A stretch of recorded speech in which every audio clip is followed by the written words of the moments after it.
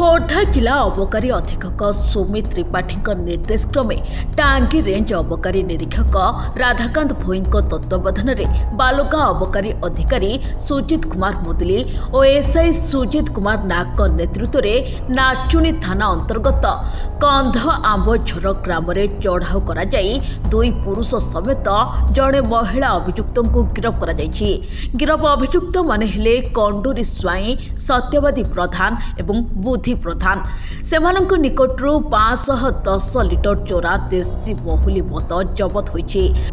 अभियुक्त माने कंध आंबझर जंगल मध्य देशी महुली मद रांधुथिबा बेले अबकारी विभाग चढ़ऊ करथिला। समस्त अभियुक्त मानक विरुद्ध में मामला रुजु करा जाय कोर्ट चालान करा जायछि और सोरण मानसिंहपुर ग्राम में बेधड़क भावे बेआईन चोरा मद हाट बरणी ग्राम मद आनी अंचल में बिक्री होउछि। अबकारी विभाग सोरण मानसिंहपुर ग्राम में चढ़ऊ जारी रखापी अंचलवासी अनुरोध करछन्ति। खोर्धारू संग्राम राणा रिपोर्ट अक्षर लाइव।